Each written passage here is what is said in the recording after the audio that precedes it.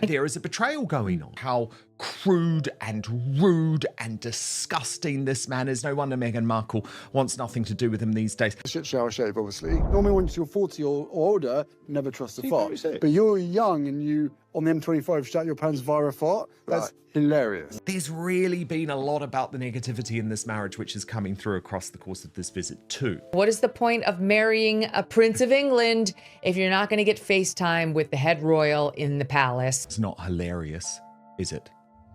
This man is revolting. Can you believe that he's doing this to the British royal family? To say this man is a disgrace to the British royal family, to say this man is so diminished that he would now leave his late grandmother, Queen Elizabeth II, rolling in her grave. To say this man is crude and rude and a bully and a homophobe and all of those things that he has proclaimed he is not over the past few years is also an understatement. Prince Harry stepped onto a major podcast with what looked like a simple mission: shine a spotlight on the Invictus Games, remind people why injured veterans deserve lasting support, and walk away, leaving the cause in a stronger position than before. Instead, the headlines quickly shifted elsewhere. Harry referred to himself as a Prince of England, hesitated when describing what he actually does today, and became part of a string of jokes about grooming, body hair, and embarrassing bathroom mishaps. The timing made the entire appearance even more noticeable. It was recorded during the same dramatic week Harry lost a major court battle, publicly criticised the ruling, met with King Charles after a long period of tension, and reportedly added fresh strain to his already complicated relationship with Prince William. How did what was expected to be a positive public appearance suddenly become another conversation about Harry himself? Asked about his grooming routine, he decides to talk about something he describes as shit, shower, and shave, leading to a truly repulsive conversation about his pubic hair that is completely unbecoming. What's your grooming routine with your auburn? It's a shit shower shave, obviously.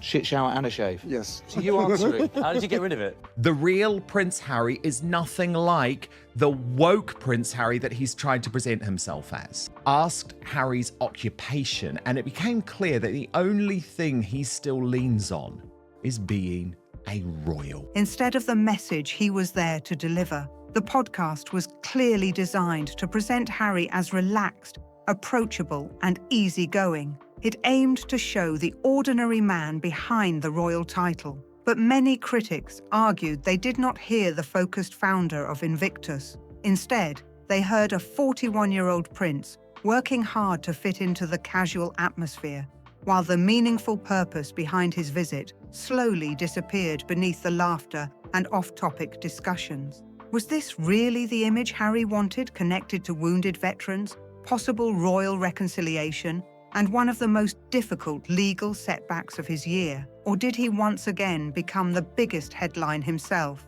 leaving the charity work fighting for attention in the background? The first sign came when Joe Marler casually asked Harry about his occupation. Harry replied, "Full-time dad, British Army veteran, Prince of England," before the conversation later shifted toward his role as Duke and the founder of Invictus. That brief exchange immediately sparked debate. Harry stepped away from official royal duties. Quite an aggressive start from you, Duke. So, well, it's not an aggressive start. God, your hands are huge. Now your tune's changed, hasn't it? Look at those. Big old mitts Like on me. individual, like Cumberland sausages. You are a prince, you embarrassment. If the interview starts going down that course, you stop the recording, you walk out, okay? Or you certainly don't lead it down a dark path. But what we're seeing here is the real Prince Harry, who has been protected for so long. You only asked that question because you must have shot yourself multiple times yourself. Says a lot more about you than it does us. Yeah. Prince Harry looked like a terrible douche. Certainly not a man who should remain in the line of succession. Certainly not a man who should remain a counsellor of state. Certainly not a man who should be granted an audience with King Charles. Relocated to California and spent years explaining why royal life no longer worked for him. Yet when someone simply asked what he did, his royal identity appeared almost instantly. After Netflix, Spotify, public speaking, charity projects, business ventures, and other professional commitments, was Prince still the description he felt carried the greatest weight? Then the interview took another unexpected turn. The conversation drifted into jokes about personal grooming, intimate body topics, and stories involving losing control on a motorway. Harry laughed along, added his own comments, and kept the conversation flowing. Some listeners dismissed it as nothing more than typical rugby banter. Others felt the timing could not have been worse. This was not a private locker room conversation. It was a public appearance connected to Invictus, released while Harry was trying to present himself as serious, dependable, and deserving of renewed trust from the king, making every moment of the discussion far more closely watched than it otherwise might have been. What do people most often get wrong about you? That I'm not ginger. Hang on. People get that wrong? Yeah, people think I'm ginger, but I'm more sort of like sunset, like Auburn. Yeah? I don't know why that's funny. Can we not laugh at the Duke, please? Yeah. Unless you want to call me Ginge. You know, I got bullied a lot at school. It's called Carrot Top, didn't I? Sorry. I don't know why they would do it. Not funny. It's not funny. I'm going to need therapy after this, I think. Oh, it's just such a joke, isn't it? And bizarrely joked about being bullied at school and needing therapy. Now, remember, he's joking about this now. He's just joking about bullying, joking about therapy. He doesn't take it seriously, even though mental health is something that he claims is part of his life's work. One question quickly began circulating after the podcast. How can someone seek the respect that comes with royal status while, in the next moment, taking part in jokes that many people felt clashed with that image? The contrast was impossible for critics to ignore. For years, Harry has presented himself as a mental health advocate, a military veteran, a trauma survivor, a documentary producer, a humanitarian, and a public figure, speaking about resilience and personal struggles. Those roles have become central to the way he introduces himself to the world. During this podcast, however, many listeners felt those carefully built identities collided with crude humor and light-hearted teasing that overshadowed the more meaningful parts of the conversation. Harry joked about another Harry's voice, laughed over comments about tight shorts, and repeatedly seemed eager to match the energy of everyone else in the room. Some heard a relaxed Prince simply enjoying himself. Others wondered. Asked what makes him laugh at the end of a difficult day, he said, "My dog makes me laugh. My children make me laugh.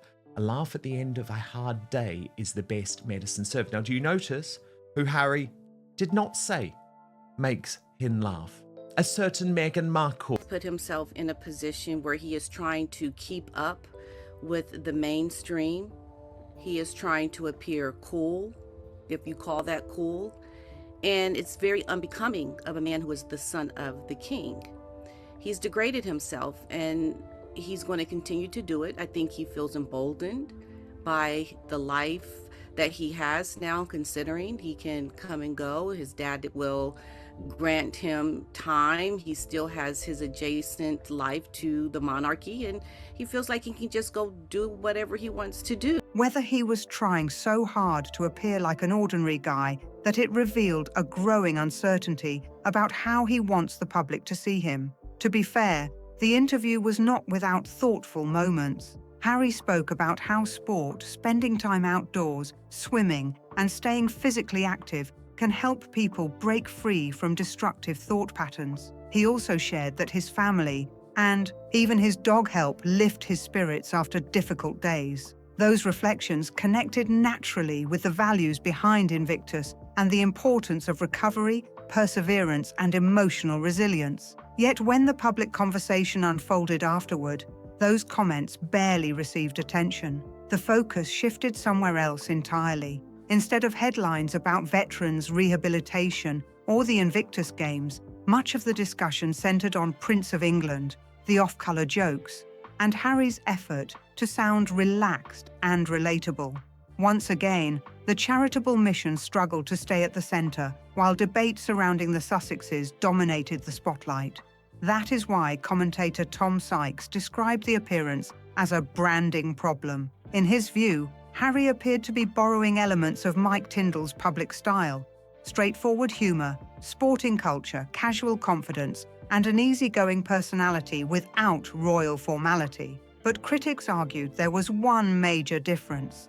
Mike Tyndall is not balancing ongoing legal disputes, public disagreements over family matters, and years of highly public personal interviews at the same time. Harry's public image now includes many different versions of himself: Warrior Harry, Wounded Harry, Royal Harry, Hollywood Harry, Campaigner Harry, Frustrated Harry, and now what some commentators jokingly described as Lads on Tour Harry. With so many different public identities appearing over the years, many people were left asking which version truly represents him. That growing confusion became part of the wider debate surrounding the interview, and it set the stage for commentator Mark Dolan to deliver an even sharper assessment, describing the podcast as a humiliating public relations disaster. Although his wording was intentionally harsh, the point at the center of the criticism raised an important question. What exactly is Prince Harry's primary occupation today?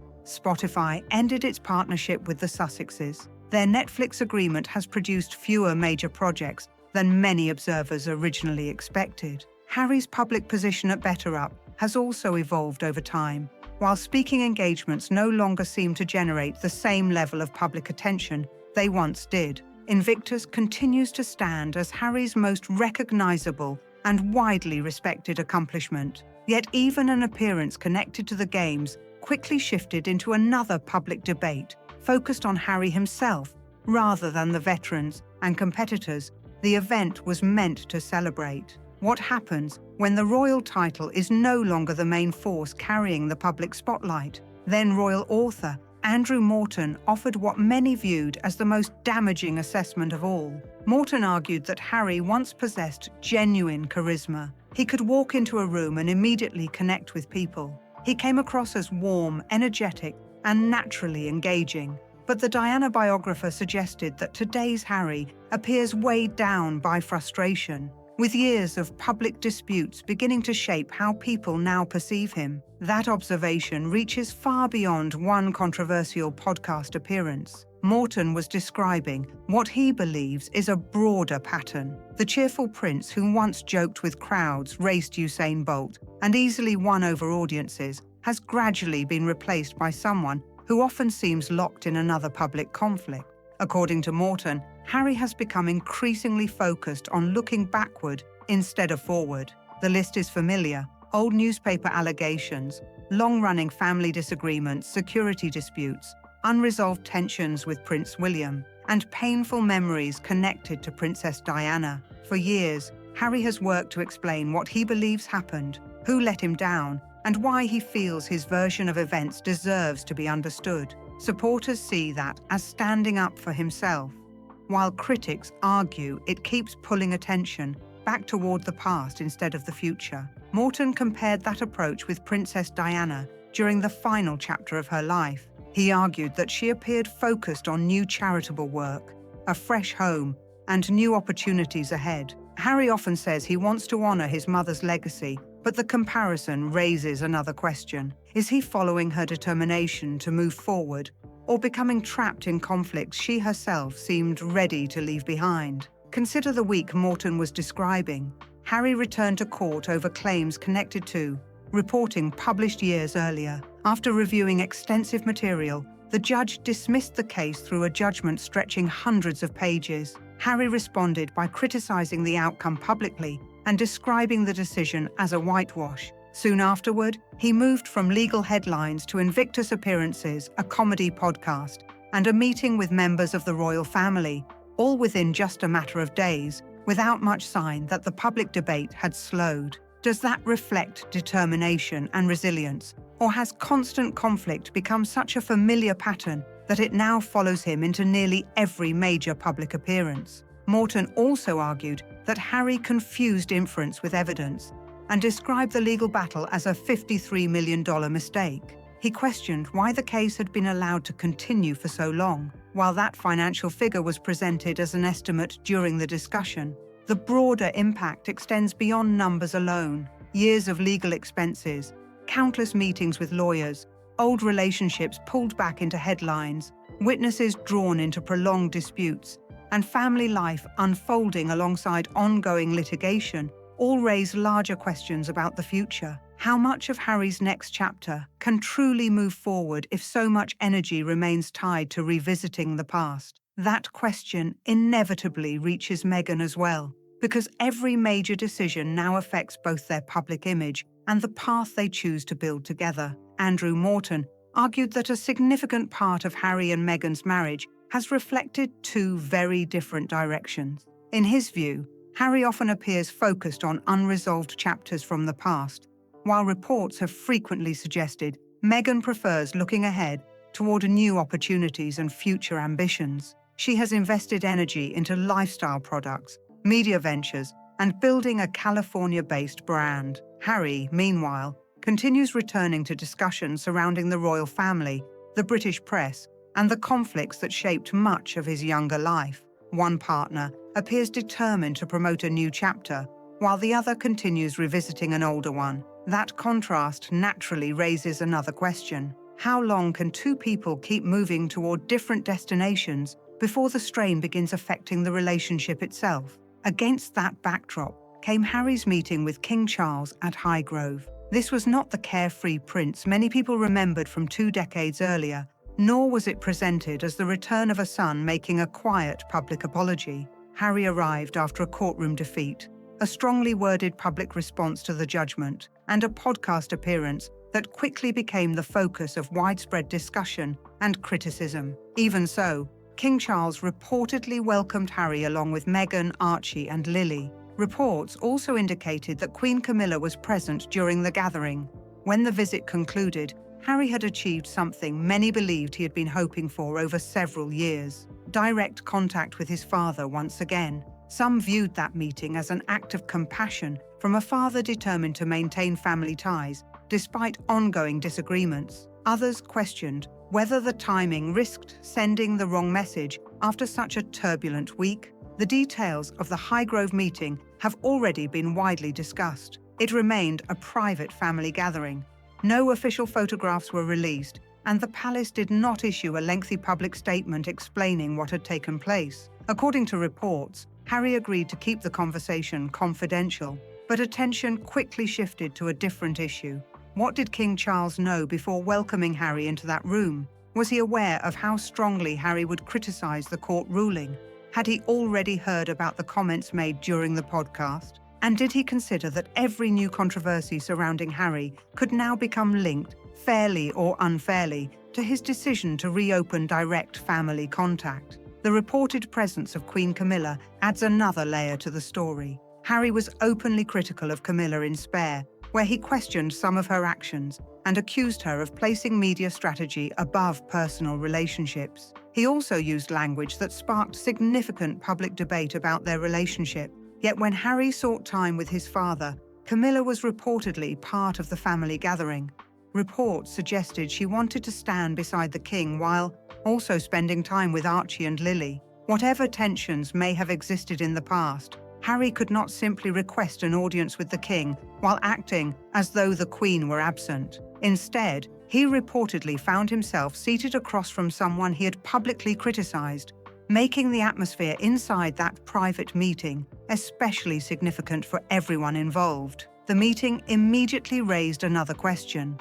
Was this truly a step toward reconciliation, or was King Charles allowing Harry to face the weight of everything that had happened before they met? Attention quickly shifted to Prince William's reported reaction. The Sunday Times reported that William was unlikely to welcome the reunion. Commentator Tom Sykes went further, claiming the Prince of Wales viewed Charles's decision as a betrayal. That description did not come from Kensington Palace and remains an attributed claim rather than an official statement.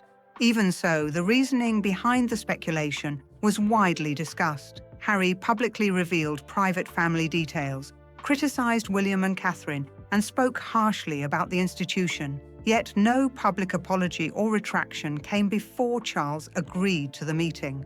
From that perspective, some questioned why William would see the reunion as a step toward peace, instead of a moment where pressure appeared to be rewarded. William has spent years preparing for the future of the monarchy, while also watching deeply personal family matters become interviews, documentaries, and chapters in Spare. Private disagreements that once stayed behind palace walls became global headlines. Charles reportedly welcomed the Sussexes without any visible public concession beforehand. From Charles's perspective, it may simply have been a father reconnecting with his son. From William's perspective, critics argued it could look like another difficult situation that the future king may eventually have to manage. That is where the reported difference in outlook becomes most significant.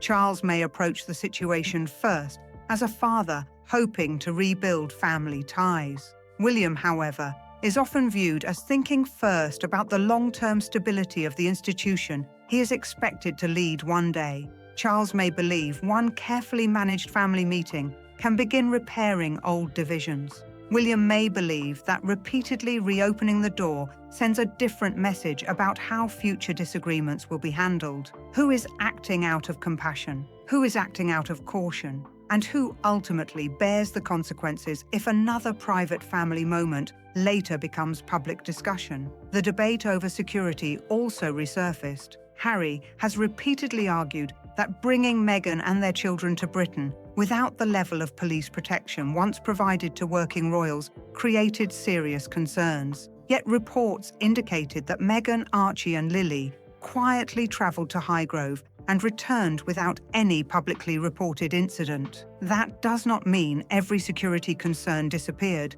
but it did demonstrate that a discreet visit could take place. After years of arguing that Britain presented significant security challenges, some commentators questioned whether this visit affected the public debate surrounding those concerns. According to Taz, that may have been King Charles's strongest move. His home, his rules, the circumstances surrounding the Highgrove meeting immediately fueled another debate. Queen Camilla was reportedly present. There was no public spectacle, no official announcement restoring royal status, no new working role, and no public acknowledgement suggesting Meghan had received special concessions. The Sussexes returned under arrangements that appeared to remain firmly under King Charles's control. Viewed from that perspective, some commentators argued the meeting looked less like the king giving in and more like a carefully managed situation with clear boundaries. Harry and Meghan regained direct family contact, but they also demonstrated that they could travel discreetly, accept Camilla's presence, and visit a royal residence without several of the conditions that had previously dominated public debate. So what really happened? Did Charles give ground, or did he quietly challenge the Sussexes to accept his terms? Opinions immediately split. Some commentators reached the opposite conclusion. Tom Sykes argued that Charles had politically capitulated because Harry sought renewed royal access and, ultimately, received it. Dan Wooten suggested the meeting rewarded years of public criticism without requiring meaningful accountability beforehand. Brittany, from Royal News Network, similarly argued that Charles allowed personal feelings as a father to outweigh the responsibilities of the crown. The remarkable thing is that the exact same family gathering can be interpreted in completely different ways. To some, it looked like Charles's strategic checkmate. To others, it appeared to be a significant concession. Which interpretation survives will likely depend on what Harry and Meghan choose to do after this meeting, rather than the meeting itself. Commentator Rob Shooter introduced another perspective that quickly gained attention. He argued that Meghan benefits commercially from maintaining a visible connection to the royal family because many of her largest opportunities arrived after marrying Harry rather than beforehand. Shooter suggested the meeting could also serve as an important business signal instead of being viewed only as a family reconciliation. That remains his personal interpretation and should not be treated as a confirmed statement from Meghan herself. Even so, the business argument is easy to understand. Interest in the Sussex brand often increases whenever their connection to the palace becomes part of the headlines. Even without an official photograph, news reports placing Meghan back inside a royal residence reminded audiences and entertainment executives alike that she remains connected to the king's family. That is exactly why the timing of the meeting and the podcast created such a striking contrast. Some commentators argued Meghan benefited from the renewed image of royal association. Yet, almost immediately afterward, Harry appeared on a podcast where much of the public conversation centered on jokes about grooming, awkward personal stories, and light-hearted banter, instead of the more serious causes linked to Invictus. One side of the Sussex brand appears to rely on the continued significance of royal connections. At the same time, critics argue Harry sometimes adopts a far more casual public style that can blur that image. If those two approaches continue moving in different directions, many observers are left wondering how that strategy can remain consistent over the long term. Morton also cautioned that years of ongoing public conflict can place pressure on any marriage, regardless of the circumstances. The timing only intensified those questions. Meghan had just returned to Britain for a rare private meeting with senior members of the royal family.